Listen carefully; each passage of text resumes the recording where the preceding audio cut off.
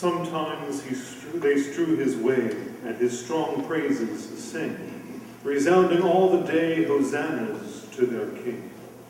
Then crucified is all their breath, and for his death they thirst and cry.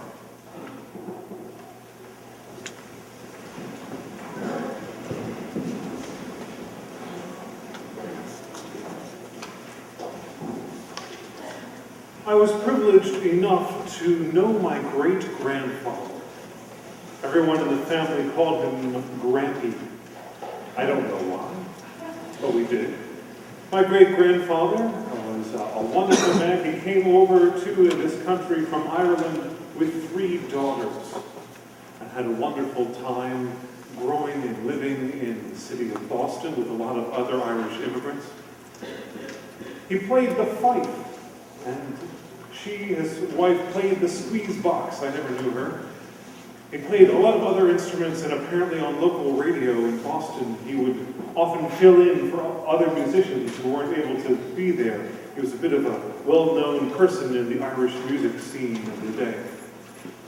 I knew him, of course, when he was older. He didn't play the fife very much. He didn't have the breath for it, among other things. But I loved Grampy. Great guy. As he was nearing death, he was in a coma for a good long while, something we're probably a lot of us too familiar with. Sometimes it takes a long time for someone to pass. Different family members would come from all over the country to be with him at his bedside, and even though he wouldn't respond, you would talk to him. Until one point, randomly, it seemed to the rest of us, all 3 sisters happened to be there at the same time. They were there at the foot of his bed when all of a sudden he opened his eyes, said, "Oh, it's the 3 sisters," and died. One of those strange stories that to this day still puts a smile on my lips, and it probably does to you a little bit, even though you never knew the man. That's what he did with his last breath.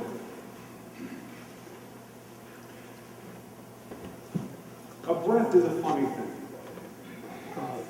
In the Greek and in the Hebrew, breath, wind, and spirit are all basically the same word.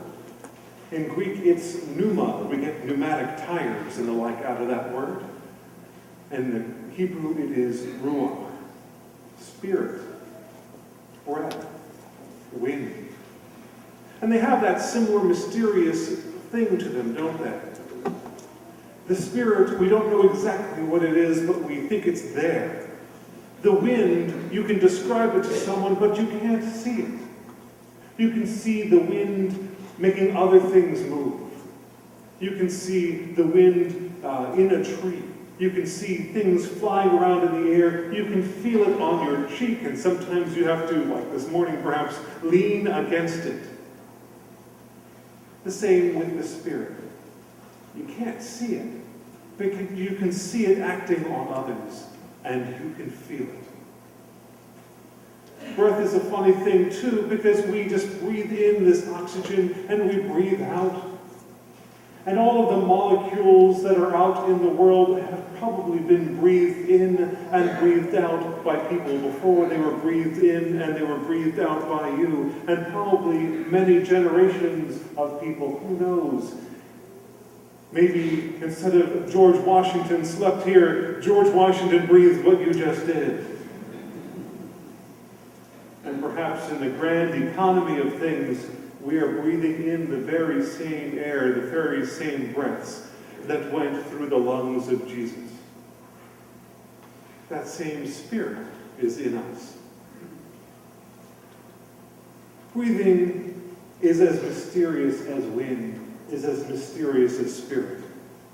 You breathe because every cell in your body needs it, a continuous supply of it to burn glucose and other scientific things that happen, but you need to breathe all the time. That respiration, the cells respirate so you respirate, and we get rid of stuff we don't need, in with the good, out with the bad, continuously.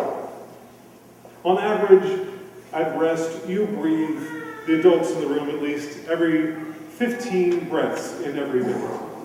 If you run hard, it can go around to about 80 breaths in a minute. Newborn babies apparently breathe 40 times a minute. I guess they're more filled with the Spirit than the adults are. You only take up to about 0.4 liters of air in a normal breath. But if you take a deep breath, you can take in 10 times that much. When you breathe normally, you don't even think about it, do you? It just happens. In 4th century before Christ, Lao Tzu said, "The perfect man breathes as if he is not breathing." Most healthy people, you won't even hear them breathing at all. Breathe in, breathe out. In with the good, out with the bad. And part of the mysterious nature of breath is that it is both voluntary and involuntary. I can say very few things about a group of people like this, but I can guarantee that each one of you breathed through the night. That I know. It's automatic. You do it without even thinking about it, but you can also control it. You can hold your breath. I was never one of those kids who held his breath to get what he wanted. Anyone in here do that? Because I knew my parents well enough, and they said it all the time, that if I tried to hold my breath to get what I wanted, they said, well, one of two things will happen. Either you will give up in the pain and agony of your body crying out for oxygen, and you in your painful grasp for breath will know that we won. Or else you'll pass out, and then your body will take over, and you'll breathe normal. And that'll be fine too. So you can hold your breath, but you can also be intentional about your breath. So many meditation techniques are out there to lower your heart rate and perhaps your blood pressure.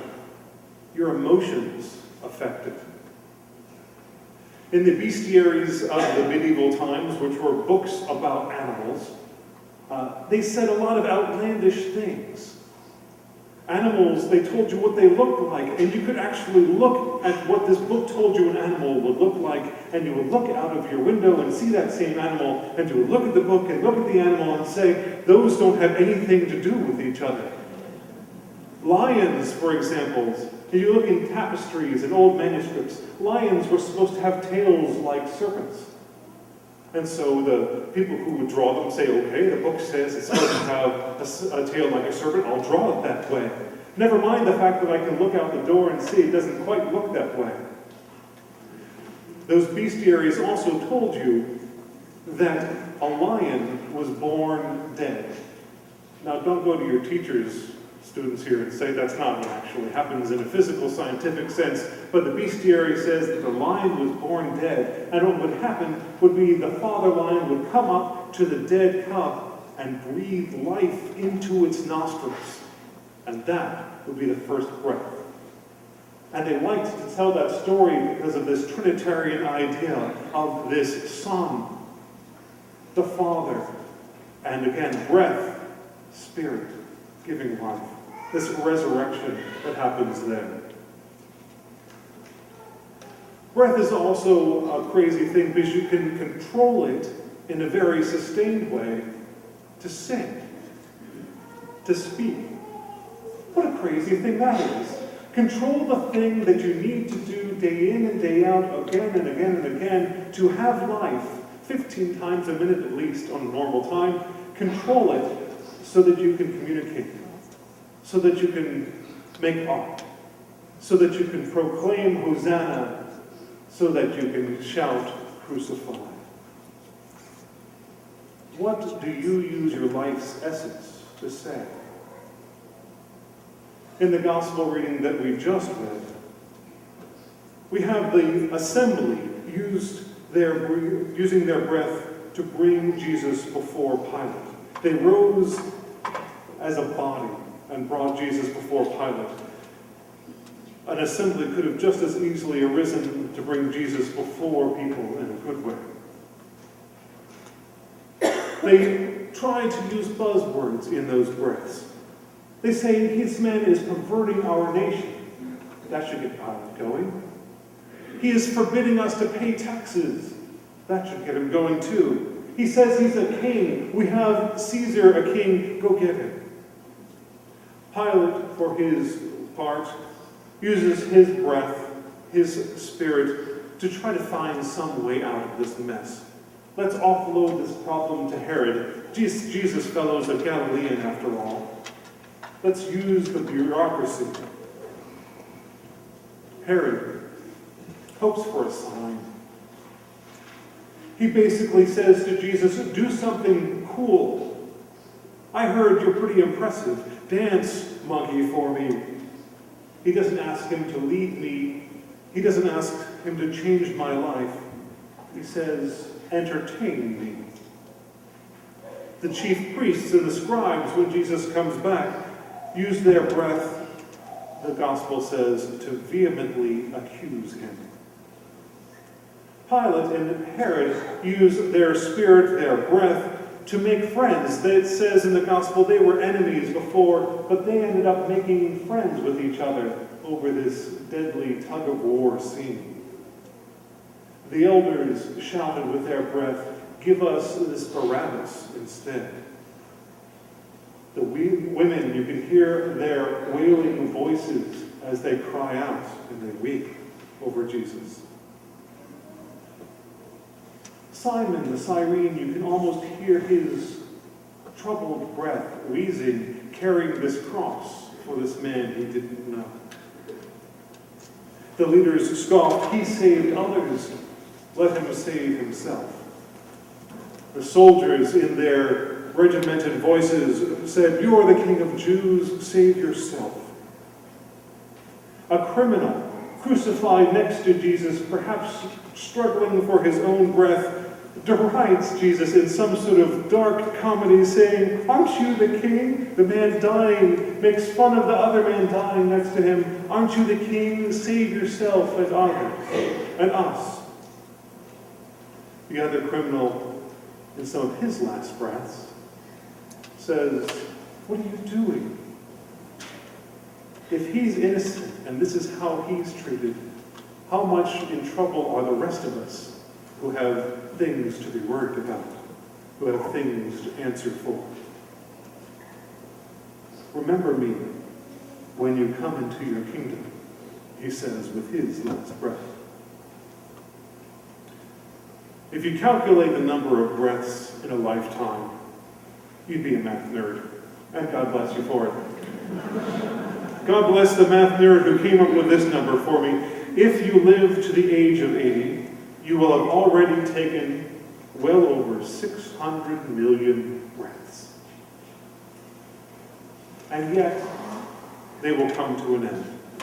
We only have so many. My grandmother, the daughter of one of those three sisters, for her part, I was at her bedside when she was slipping away from us.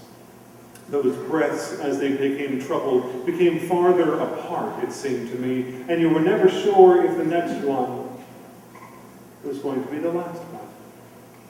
And she spent her last moments gesturing and holding hands and wanting to make sure everyone was connected, and I couldn't help but wonder if she was remembering that time with her grandfather, with her father. Oh, it's the three sisters. What do we do with our precious breath? That same spirit that is in Christ is in us, maybe even literally. Breathed into our nostrils, given life. We take in that deep breath, and what do we say with it? Do we see the Spirit at work in the world about us? See that wind? Feel that breath? That same Spirit is in us. Whether it's our last breath or not. We only have so many of them. What are we going to do with them? Here might I stay and sing, no story so divine. Never was love, dear King, never was grief like thine. This is my friend, in whose sweet praise I all my days could gladly spend. Jesus, in his last breaths, struggling for breath on the cross, because it's, after all, suffocation that does someone in when they are killed that way. And some of his last words were, "Forgive them, for they know not what they do." Truly, I tell you, you will be with me in paradise. And that same Spirit, that same breath, that same wind is here in this room.